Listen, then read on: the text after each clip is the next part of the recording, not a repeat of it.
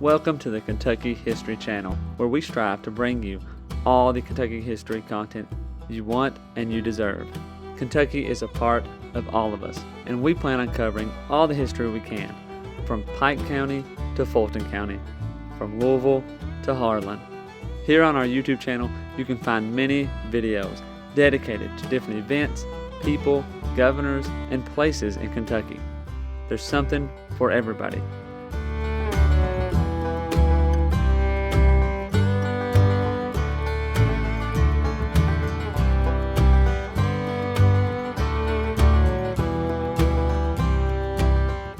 While you're here, if you like the channel, hit the subscribe button and the notification button so you get notified anytime new Kentucky history is available. And if you want to support the channel, we have a Patreon page as well, or patreon.com/KYHistoryPod.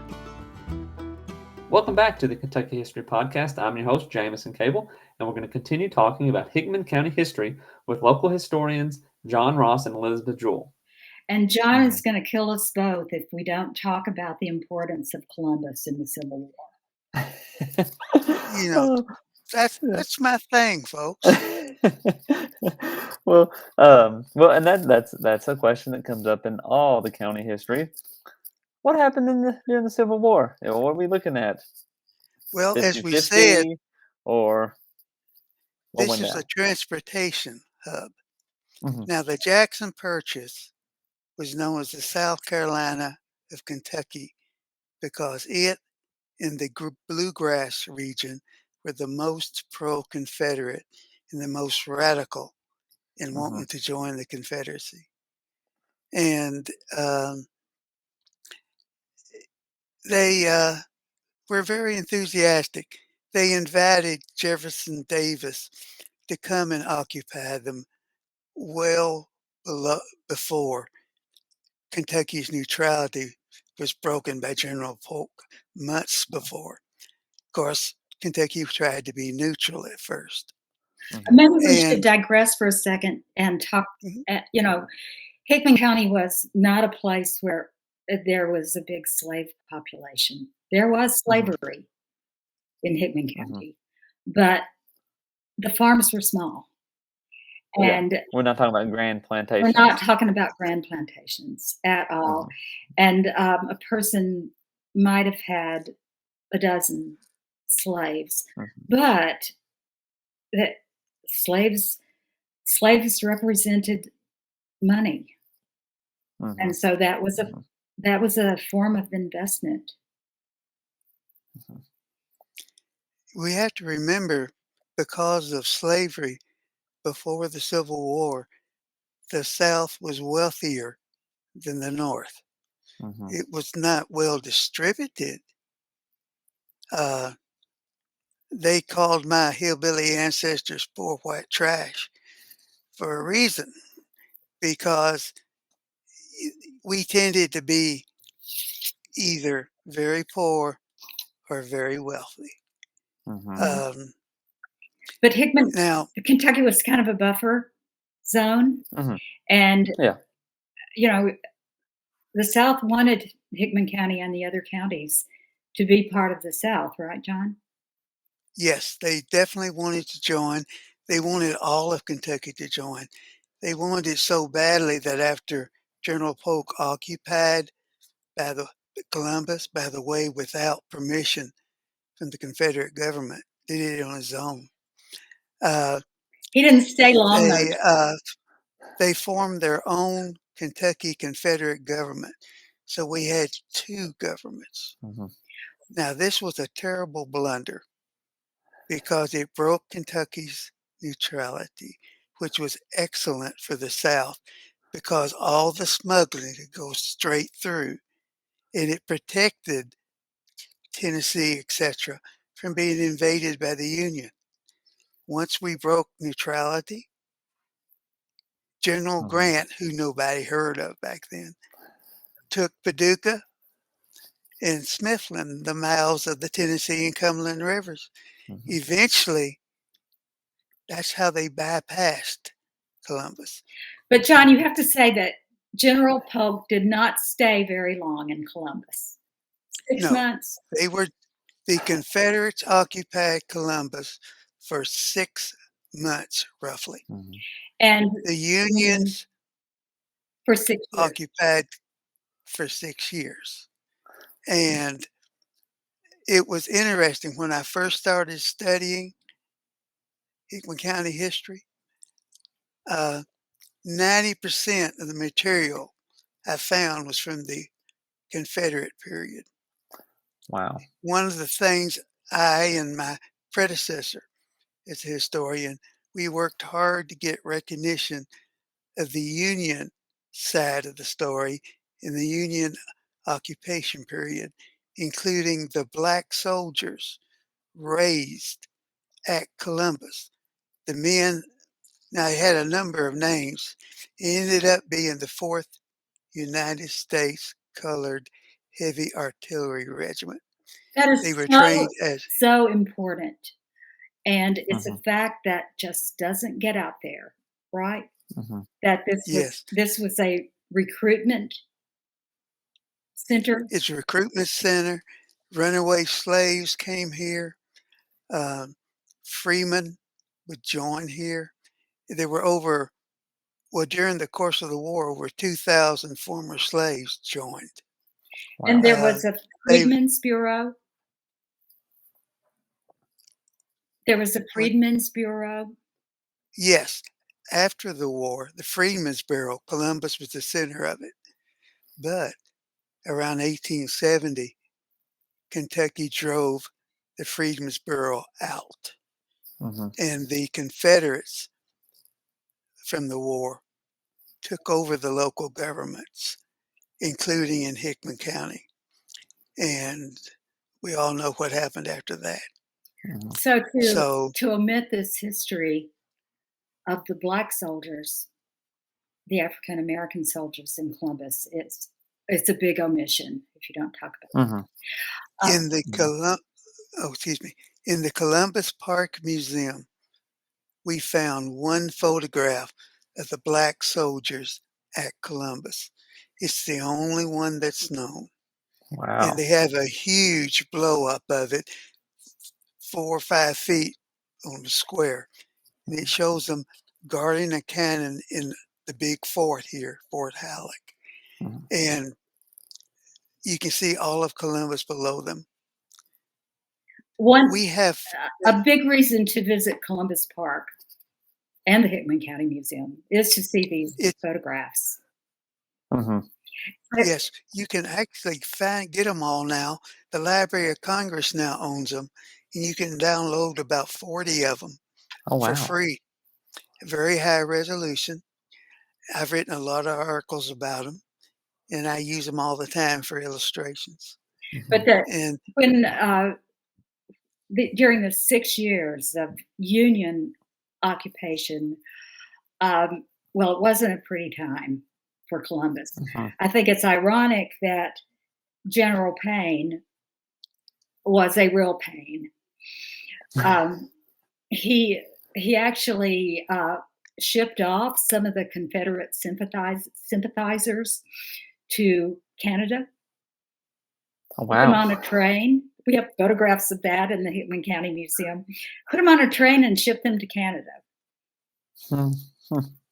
Yeah, and a lot from Paducah also. Yes, yeah. He was not loved. He was not loved by this Southern sympathizing area of the county. Well, he hated them and they hated him. Yeah. His name was spelled Paine. They always left off the E. So, yeah, he was a pain. So John should tell you about the 2 main relics that are Civil War relics that are in the museum at Columbus. Well, in outdoor display, we have an anchor that weighs about 9 tons and has 20-pound links. The Confederates stretched a mile-long chain supported on flatboats all the way across the river. They put water mines, what we call mines today, they call them torpedoes, in front. Oh, and they put 140 cannons on the bluffs of Columbus. wow. 90 of them were the real big ones. The rest were drawn by horses. And they Wow. carved into the bluff 3 levels with lines of cannons. They could start shooting at the Union fleet 3 miles upriver, and they hoped to cripple the boats so they'll drift downstream, hit those river mines, be crippled some more, come up against that chain, and they'll be exactly opposite those 3 rows of cannons up the bluff and be blasted to pieces and hopefully captured. Wow. So Wow. the chain eventually broke of its own weight, Yes. and And Oh. it was dug up. Oh, wow. So the chain and the Yeah. cannons. Oh, just the chain. we have 1 cannon that was left after the war. It's Okay. about 10 foot long. It's the largest Civil War cannon in Kentucky. It's called Wow. a 32 pounder. It found it fired a round solid iron ball that weighed 32 pounds, Wow. 6.4 inches in diameter. It also had hollow shells that blew up, but that's how they defined them. And we have it on a reproduction carriage, and they're side by side with the anchor and the cannon. Mhm.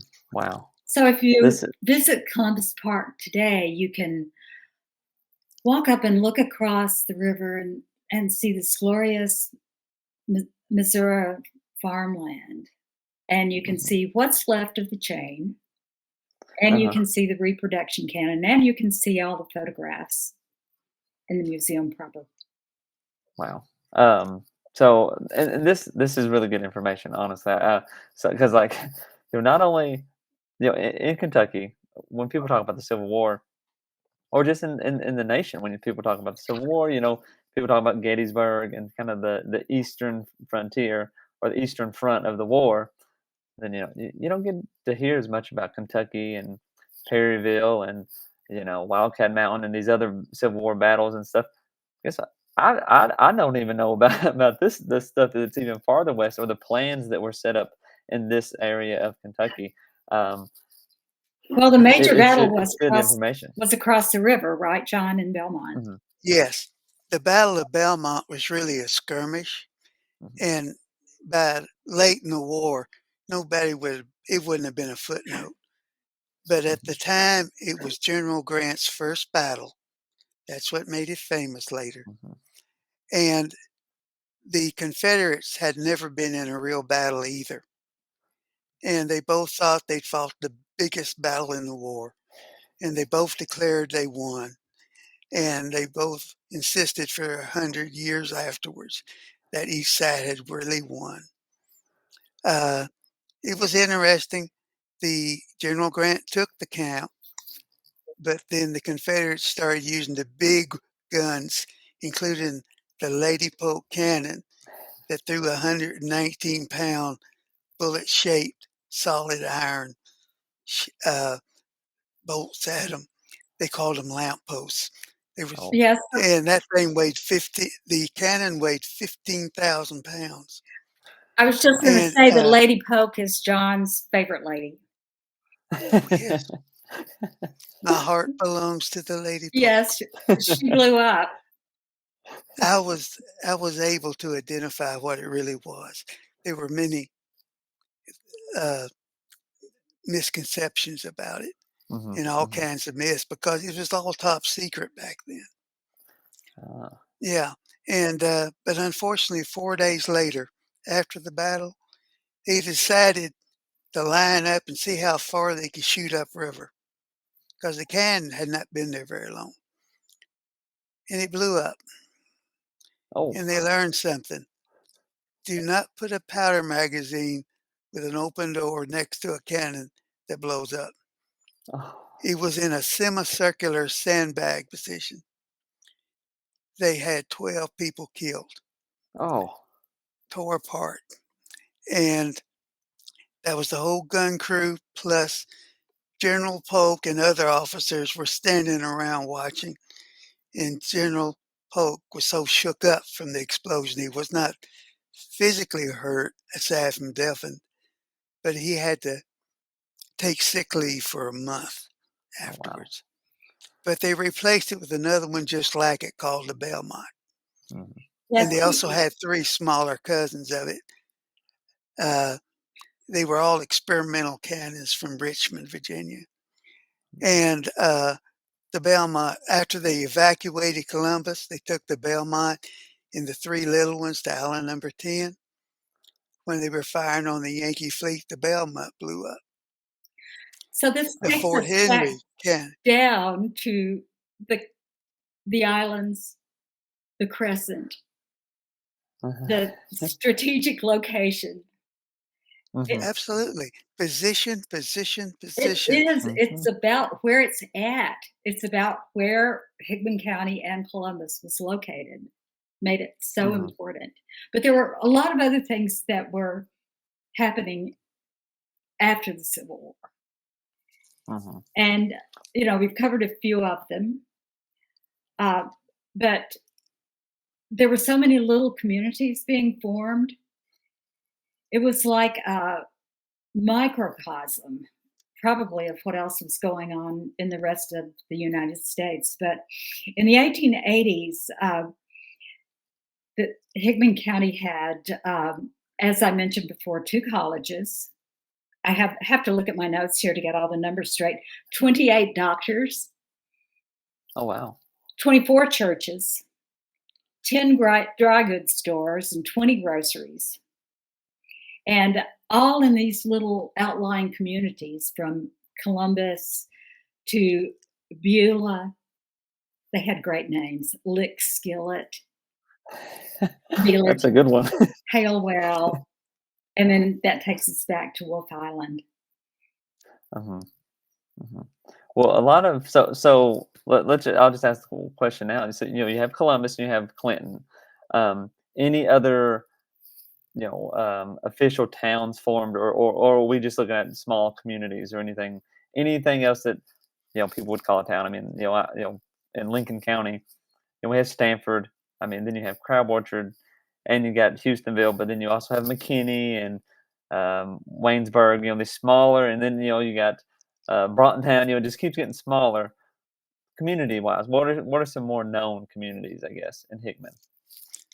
I might mention Moscow Oh, Oh, Moscow. or okay. Moscow had a Moscow. bank at one time. Yeah, Yeah, it had its great own name. bank, and actually, they wanted to get the county seat from Clinton, and that was the reason that the people in Clinton and the people in Hickman said, "Let's split off and form Fulton County," because instead of Moscow being in the center of Hickman County, it'll be on the southern edge. Oh. And so that's why we have a Fulton County. And Mhm. there's Fulgham, Fulgham, which is a great little community that once had its own elementary school. Mhm. Fulgham is between Mayfield and Graves County and Yeah. Clinton, but Clinton is Clinton is where the high school is now. Mhm. There once at one point, before integration, Black students in Clinton. Well, there's kind of a long history of Black education in Clinton. There Mhm. have been numerous small schools that Yeah. educated Black students, but before before the '60s, Black students were bused to Hickman, to Riverview School, Mhm. and then That was the high school yeah, students. mhm, Okay. high school. We had Kane School for elementary And school. Kane School was for Black students in Clinton, and it was pretty amazing that integration was accomplished so smoothly in Hickman County, and uh, it really can be credited to Black leaders like Mr. Cole at Kane School, Mr. Phillips at Hickman County High School, and and the students. The students that both of those principals recruited and talked to and, Mhm. you know, said this has to work and it will work. Mhm. Um, question, you may not know the statistics of it. Like, what would be the percentage, do you think, black, white students or population in Hickman County in general during this time? I I don't know know that's the answer to that. It's very a, small. oh, it's a tough I question. couldn't tell you exactly. I think it's roughly a 10 or 15%, but I won't swear to that. Hmm. Hmm. Yeah. But now, since we integrated, we've always had black council members on the Hmm. Clinton Council. Mhm. We've had black policemen and a black chief of police. Hmm. Uh, so I had, when I worked at a factory here in Clinton, I had black bosses. Hmm. Mhm. Hmm. Well, Leslie Cole is just such an important name to remember in Hickman County because things could have really been different if he Yeah, hadn't been in charge. well, that's good. And We to could, go we ahead. talk about Cairo, the difference between Cairo and Hickman County Mhm. when they came to integration. Hmm. Yes. Well, and for reference, Cairo is the county seat of, or Cairo is in Well, Illinois. Illinois. Okay, Yeah. gotcha. yes. That's Where right. the Ohio River meets the Mississippi River. Hmm. They resisted it to the very end, and it basically destroyed the city. Hmm. Yeah, yeah. And also if that's Cairo, right, in Egypt, right? Well, you have When it Yeah, comes it's Versailles. Cairo around Right. here. You've got Versailles. We've got Cairo, yeah, Illinois. yeah, And don't forget Boga. No, don't forget Bogota, Tennessee. Yeah. That's Bogota, but it's Bogota yeah. here. There you go. And it's again, I'll bring this up again, and I'll probably bring it up another time. But I live in Central Kentucky in Lincoln County. You know, we go to Tennessee, we go to Ohio. Mhm. We don't go to Indiana or Illinois or Missouri. Those are far places away. And Right. and That it, river, it's what it's just is different. a barrier. You Yeah. And it yeah. was so important to the history. Um, You got that's one of the reasons the Jackson Purchase is so different. Remember, we're defined by an arc of rivers: yeah, yeah. Mississippi, Ohio, and Tennessee.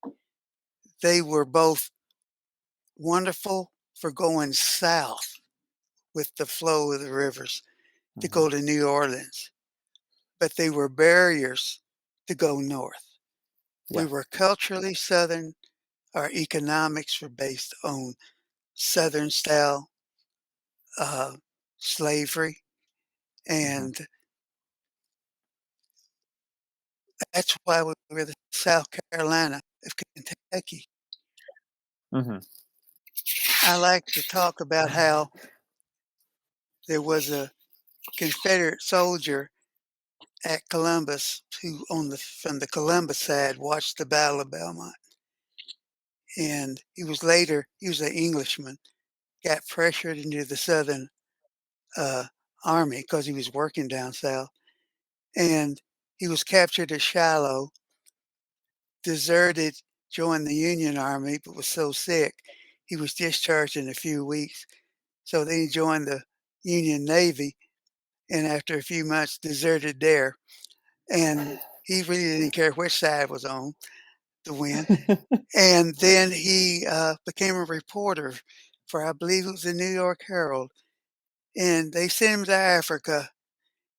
And he said, "We got to find Dr. Livingston." So Morton Stanley said, "Dr. Livingston, I presume." Yes. So many famous people. Mark Twain wrote about Hmm. our river, our shoreline. Hmm. Yes, Um, he piloted steamboats up and down. Columbus was one of his stops. mhm.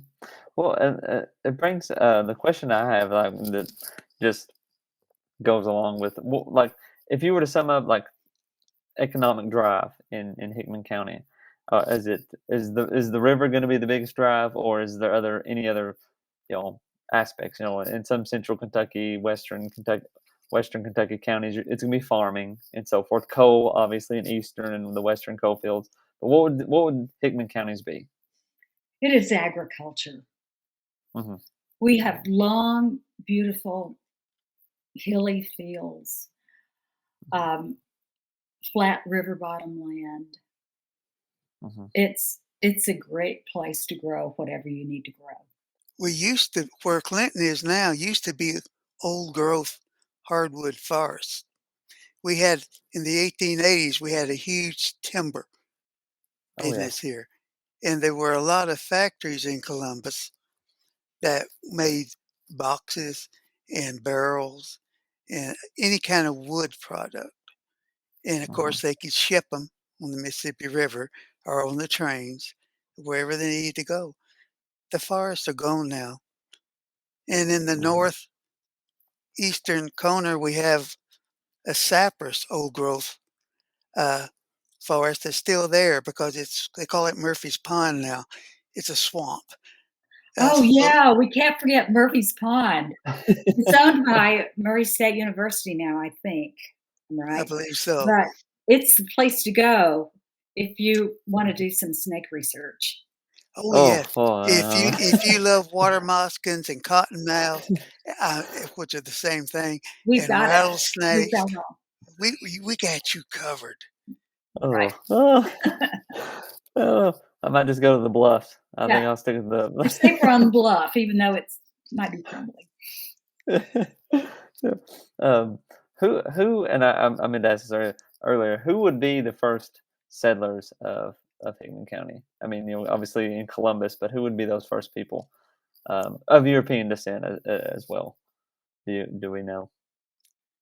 Uh, a number of families settled in this area right about the time the just before the city was formed, and Mhm. a lot of those people have descendants here today. Oh Uh, wow. but mainly they came from the South. Mhm. The vast majority came from the South, and it was part of the natural route. You'd go from Georgia or Virginia, and you just sweep right up through Tennessee on up to here. Mhm. There was Mhm. some northern uh, immigration, but not relatively few. Uh, Mhm.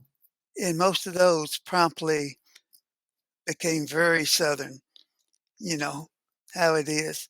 You become more local than the locals. Yeah. But if you Yeah. walk through the Columbus Cemetery or the Clinton Cemetery, you see names of every descent, Mhm. every Mhm. background. Our Well, oldest marked grave is, I think, something like 1825. oh wow. Mhm. Wow. Yeah. That's that's an old one. And you mentioned this before about the train and it becoming kind of this crossroads. Um, when the train came in, I mean, this it's the sound of all of how long. Is there still a train rolling through, or when did it Well, end? the Or international, I'm international. The Illinois Central Railroad passes right through us, goes right okay. through Clinton, and Mhm. you can go to Fulton where they have a little train station and ride to Chicago. Yes, you can Oh. ride to Chicago on the City of New Orleans. Goes Wow. right you have to catch it in Fulton, but it goes right through Clinton. Wow. Hmm. Hmm. Now does it go down to New Orleans as well, Sure or is does, it? you can go either Oh, way. wow. Yep. Huh. The Wow. the railroad that came to Columbus and made it its terminus was the Mhm. Mobile, Ohio, because it was from Mobile, Alabama, all the way to Columbus, north south. Oh, And okay. so that is what opened us up. And once the Iron Mountain reached Belmont, and we had the train ferries going back and forth, Those train ferries could go to Missouri or to Columbus, or they could go up to Cairo and connect up with Illinois Central. We were a crossroads indeed. In fact, there's sort of a story that Hickman County was considered to be a location for the capital of the United States. We really want that to be true, but it's not. It's just a fable. But you can see why it got started. Yeah. Yeah. Well, you mentioned the central part of it. I like to say because the Iron Banks has no iron and the Chalk Bluffs has no chalk in it, and our beloved foundation myth was a real estate speculation Yeah. scheme trying to draw people to buy lots where the future capital of the United States is going to be. And the local We people came just to believe barely it. missed it. I mean, the stories gets greater and greater and greater. Over 150 years, you can follow it in the newspapers. Well, back in the 60s, a professor went through all of the papers of Congress, all of the papers of Jefferson Davis and Monroe, who figure in the legend. Not one word. But it backfired, this real estate speculation scheme, because they sold so much land around Columbus, out of state, that you can't get clear titles even today, because there are hundreds of descendants in this, and so they they trap themselves in their real estate scam. Wow. Kentucky and its land speculation started back in about 1780, and land titles and all that stuff. Big problems. I would like to add that if you want to know more about the social history of Hickman County, my mom wrote 2 books, Lick Skillet and The Cat and Pill Slip, that are really interviews with people. It's the oral history of Hickman County, and they're online, free for anyone to read or copy at virginiajewel.com. So that's more and more about Hickman County. Virginia was our county historian before me. We were good friends. Yeah. Well, it's good that she is passing along this knowledge to both of you, and now hopefully to more people as well. Before we go, just what are the hours of the museum? Is there anything else, I guess, also that you would want to bring up and so forth? Well, when we're talking about the Hickman County Museum, I'm no longer with it. I'm retired. But right now we're closed for the winter, but they'll do by appointment. Ordinarily, it's 1 to 4 on Wednesdays, isn't it, Liz? That's right. And really, if you come to Clinton, you should visit the Historical Society and the museum. And we're separate. They are separate buildings, yes, both downtown in Clinton. And the museum is open by appointment. And the museum has a Facebook page. And so you can get everything you need there. Hickman County Museum of Kentucky. Well, I've written over 500 articles that, which since the 90s, which have appeared. You can go to Pogue Research Library at Murray State University, and you can see the John Ross papers there, where they have everything I ever wrote. Supposedly someday they'll put that online, but that hasn't happened yet. Yes, when we say John is the official historian, I mean he really is. And I still write a weekly article for the Hickman County Times. And still describe the owner's a good buddy of mine. So yeah, and you can get access the John Ross papers at the Pogue Library in Murray. Right now you have to visit. I have 2 linear feet on the shelves, and they wanted 52 of my reference books, which I donated. but you have to go to Pogue to see them right now. Mhm, mhm. All right. Well, I really appreciate you guys joining me and talking some Hickman County history. In all honesty, we probably just scratched the surface. And there's probably a lot more to talk about. Um, but again, thank you guys for joining us. Is there any way people can contact you all, or anything like that, or besides just going to the museum? I think we've kind of covered most of that stuff. We got a lot of good Hickman County history out there that people can get in. I would say the best way to contact either of us is through the Hickman County Museum Facebook page. Mm-hmm. Jetty Pyle, one of the officers, or Laura Poole. Mm-hmm. It's easy to find us. Yeah. Yeah. Well, anything else before we go? Thank you so much for letting us talk about this county that we love so much. Yes, and we really appreciate this. And our Hickman County Museum has been a labor of love by several dozen local people. And our Columbus Belmont State Park is just gorgeous. And the museum is great because Virginia and I were consultants on the history part, and I've wrote a lot of signs in the park and in the museum. John is our official fact checker. If John says it's right, it's right. Yeah. Well, that's good. Every county needs one. They do. Thank you guys for coming on and talking about this. Again, the invitation's out there, and we may need to do it again and talk some more in-depth history. I know there's a few stories you all even said there's more to the story. So we'll be in touch, and hopefully do a round 2 or 3. But without anything else, thank you all for joining us. Thank you all for listening, and we'll see you next time. Thanks. Thank you. Welcome to the Kentucky History Channel, where we strive to bring you all the Kentucky history content you want and you deserve.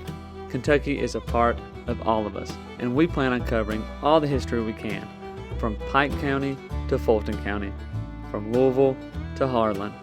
Here on our YouTube channel, you can find many videos dedicated to different events, people, governors, and places in Kentucky. There's something for everybody.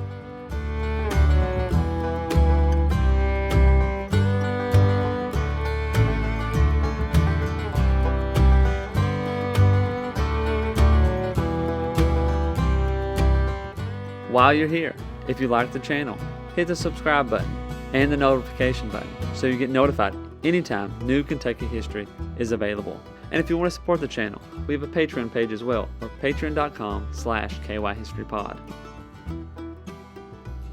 You've probably heard about Daniel Boone, but what about the rest of the frontiersmen who came to Kentucky and settled? That's what we want to bring to the Kentucky History Channel. The stories of the untold, the stories of those forgotten.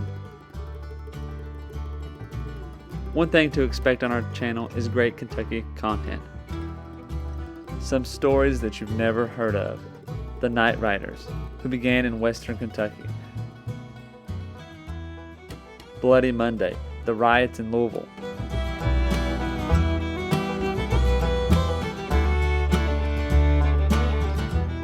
The assassination of Governor Goebel, the only governor ever assassinated in the United States. Stories from all over Kentucky, stories that are unforgettable once you've heard them. You can find out who counties in Kentucky are named after and how your county got started. From beginning to end, we plan to document every county in Kentucky, all 120. Reach out to us on all of our social media platforms, Twitter, Facebook, and Instagram. And also leave a comment on one of our YouTube videos. You can also check out our podcast episodes. You can subscribe to our podcast on Apple Podcasts, Spotify, iHeartRadio, and many more.